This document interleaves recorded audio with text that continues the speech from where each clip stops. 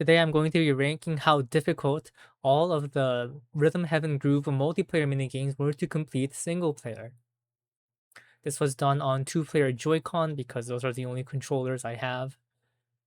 Before I get to ranking the actual minigames, I'm gonna put Archer Angels, Cake Weight, and Memorizing in the unranked tier. Archer Angels and Cake Weight, you just gotta press the beat on time and you hope you get the medal. I have no idea how the medal system works for these two. And Memorizing is not a rhythm game, right? It's a memory game. It's in the name, Memorizing. I should not be ranking this along the actual rhythm games up here. So anyway, let's get to the real list. The easiest Rhythm Heaven Groove multiplayer minigame is Volleyball-ish 1. It's just extremely short. You just have to do the bumping and setting 3 times before spiking 3 times, and any spike, perfect or not, will get you the point on the first volleyball-ish minigame. You really shouldn't be dropping any points because it doesn't even speed up, right? The speed resets when you get the point and you're guaranteed to get the point. So yeah, this was the easiest. I do think it was easier than, the first minigame, Rhythm Tweezers, because right, the rhythm in Rhythm Tweezers is a little more complex than Volleyball-ish, which is just, straight on beats. Yeah, anyway, the next up is Rhythm Tweezers. Really, it's the first minigame you play, right? It's a call and response. It shows you the beat you're gonna press to, and then you just click, click, click, to the beat of what you just heard. Very short as well. No complex rhythms, right? No long notes, no hidden yet. Very easy. Next is Tennis Quest 1. Again, this is just you just hit the ball on the on beat, and you just keep doing that over and over and over again. Obviously, you get the fire bonus when you hit it perfectly, but you don't need that in Tennis Quest 1. You can get by uh, hitting just the regular balls. Next is Pet and Parcel 1. At this one as well, it's good if you hit the perfects to get your fuel back, but you don't need to. And it is, a call and response mini game. You see and hear the cue, you press it, and you're always going to go back and forth between one Joy-Con and the other, except when it's all together. But that shouldn't be too confusing. Or I didn't find it too confusing. And finally, the last one in the easy tier is going to be Ninja Bodyguards 1. The first Ninja Bodyguards minigame is very simple. Again, you just hear the beat and you respond. Like where you spawn, like because your 2 players can spawn in any of the 4 positions could matter, but you just have to take that into consideration when you memorize the beat and you replicate it. Yeah. Next, in the medium tier, first in the medium tier is going to be Wrestle Sprint 1. Now, obviously, the rhythm in this is very simple, right? You just click, click, click, click, and then there's a slight delay for the blue balls and a longer delay for the red balls. I put it in medium because this is the only minigame, only multiplayer minigame where you have to be constantly clicking. You constantly have to be clicking the right button over and over and over and over again. It does get tiring, especially when I'm using both of my hands to click on 2 different Joy-Cons at the same time. That's why I put it in the medium tier. And the first minigame to be, or the hardest of the first minigames is going to be Sick Beats 1. Yeah, Sick Beats is not an easy minigame to complete single player. Uh,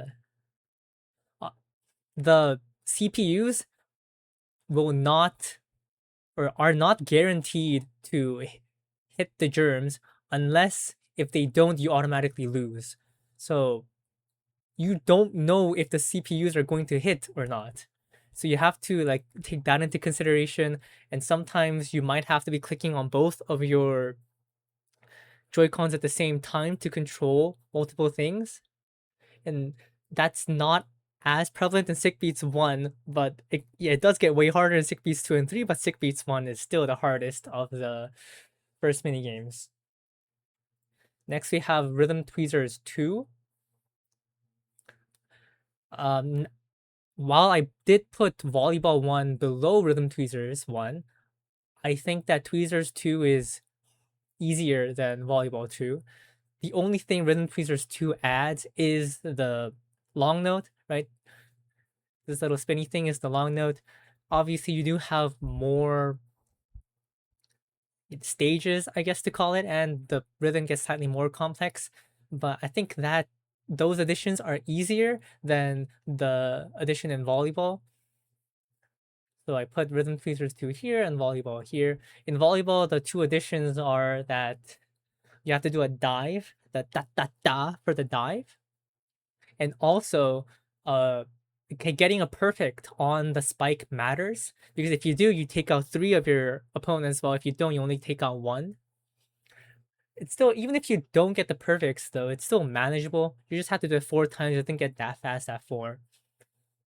So I put it in this tier. Okay, next after that is Tennis Quest 2. Here the getting the perfects actually does matter, because you get the ice blocks, right? And you can only get through those by getting the perfects to get the fire tennis balls. And also good to mention here, the CPUs in this game will also not hit the fire tennis balls pretty much ever. I did see them hit it maybe like once or twice when I was right about to lose, and that was completely not my fault. Like I hit everything and we were still going to lose, so the CPU was kind of forced to hit the fireballs. Yeah, you will start to get a little angry at the CPUs because they just hit the normal ball, they don't get the special ball, they don't hit anything, or they just hit straight into an ice block and don't do anything. Yeah, you get annoyed, but it's not too difficult. You don't have to hit the ice blocks, right? The ice blocks will melt away once the enemies are close enough to you. So you don't have to hit them. You can just try to clutch it out. And the all-together hit isn't really like a special thing that was added. In fact, it's really easy when you're playing on multiple controllers. You just press them at the same time. That's very easy to control. Okay, next we have Pet and Parcel 2. This introduces the block button, and this is a fairly significant addition when you're playing just one hand on one Joy-Con, because now you have to think about, okay, which of my 2 fingers do I have to press? So am I going to press my middle finger or my index finger? And also it like depends on what hand you're on as well, right? You can either do it so that you can either lay out the Joy-Cons so that your middle and left, your middle on one hand and left on the other are the same button, and then your left on your left hand, your okay, I'm going crazy. Wait, I can't speak properly. You can either line it up so that your middle finger and your index finger, your middle finger on your left hand and your index finger on your right hand do the same thing, and your index finger of your left hand and your middle finger of the right hand do the same thing, or you can set it up so that your index fingers and your right middle fingers do the same things by like mirroring the Joy Cons. I guess that's up to you. I did it the former, and just hope that I would remember which button to press. The addition of a second press does make things a bit more difficult. After that is Ninja Bodyguards 2. Here the rhythm starts to get a little more complicated, right? You get the ninjas stacking on top of each other to give you more eighth beats, more 16th beats. That does get more difficult. And the cannonballs are actually the easier addition, right? Because you only have to focus on one, and again, it's just the same beat as you would do a normal arrow. After that, we have Volleyball 3. Yeah, like the volleyball is a really easy mini game.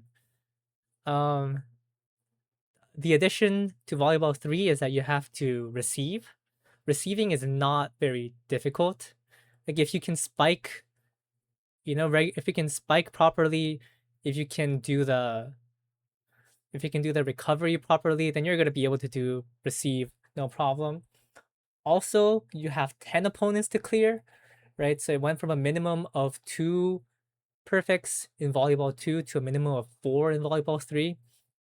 So if you miss your perfects, you might have to be repeating it for 10 times, and maybe that does get difficult because the BPM might get faster, but as long as you can nail the perfects, it shouldn't be too difficult. Okay, now we have Wrestle Sprint 2. The Wrestle Sprint 2 also adds a new button, right? You have to press down when this guy shows up. And this also, again, right, I'm constantly clicking on the two Joy-Cons at the same time, and now I have to move my finger to a new one, or maybe change my finger to the other one. Not very easy. And also, like, when I press down on one thing, I'm still going to have to be pressing the right button on my other hand because, this guy doesn't shoot two people at the same time. So that's another difficult part. But yeah, so that's why it's one of the more difficult stage 2 mini games. Okay, next we have Tennis Quest 3. Now this one, you do have to nail your perfects because you cannot kill this ice block guy unless you hit the fireballs. But hey, you probably got through Tennis Quest 2. Maybe you play Volleyball 3 as well. Once you get these two, hitting perfects for this doesn't become too difficult. Now, I guess something to note, when I played this the first time, I just missed the last. I let the king guy at the end get away because I just wasn't paying attention. And you have to hit him if you want the medal. So, make sure you hit him. Okay. Similarly, Pet and Parcel 3, it introduces the fast note, and yeah, because you're reacting to it, like the reaction thing is a bit more difficult than just hitting it on the on beat every single time. And I said similar because at the end you have to hit the guy. You have to hit and hold, by the way. You have to hit on time and hold if you want to kill the final boss at the end. You have to kill him if you want the medal. I didn't know that. I missed it, my first time playing it, so make sure you don't. Now, finally on the hearts, we're gonna put Rhythm Tweezers 3. Yeah, the memory part and the memorizing aspect of it and the slightly more difficult rhythms as well as how long it is, I think means it does deserve to be in hard. And after that, yeah, Sick Beats 2 is going to be here. It outlasted 4 of the tier 3s. It is crazy how difficult Sick Beats is when you're playing by yourself, when you're playing multiple controllers by yourself. The rhythms get complex, and again, you can't trust the CPUs to do anything. You have to react to those as well. It is just not easy. Next, we have Ninja Bodyguards 3. This is just a repeat of Ninja Bodyguards 2, but the rhythms are way more complex. You have to click way more, and there's way more levels. Yeah, it's pretty difficult. Wrestle Sprint 3 introduces the lightning, and you have to click down all at the same time on. So like in terms of that, in terms of timing that button press on your two Joy-Con, that the timing isn't difficult, but remembering which button to press, like how to move your hand so that works out fine, that's where it's difficult. And again, you're straining your hand by clicking on one of the buttons for the entire time, so it does get difficult. And finally, the hardest minigame in Rhythm Heaven Groove multiplayer, and maybe even like of the entire game as well. I would say that playing this single player is probably difficult in every single player game in Rhythm Heaven Groove. Sick Beats 3 is crazy, right? You can never think about missing anything because the CPUs won't save you. You're constantly moving, right? Your two forks are moving, in a clockwise motion, like constantly, and you have to remember like where it is so that you know which button to press. The rhythms get really weird as well. There was this there's this rhythm where it's the on beat and then there's the off beat of the next beat. So it's 1 2 1 2 and. This is 1 and. Right? You have to remember that beat. That's really difficult. It's just not fun, okay? I didn't even complete it the first few times, like let alone get a medal. I couldn't complete it. When I finally got the medal, I knew I knew I had done a pretty big accomplishment. Very difficult. Something you could do as a slight cheat is if your fork is in the last position, you can just forget about your other one and focus on getting the perfects on that one. I don't know if that's worth it, but that's something you could consider. Anyway, here's my list of the multiplayer Rhythm Heaven Groove minigames and how difficult they were to complete in single player. Let me know like your experiences with these in the comments below. And if you have a better idea of where you would rank Archer Angels, Cake Weight, and Memorizing, you could also let me know there as well. Thanks for watching. Bye bye.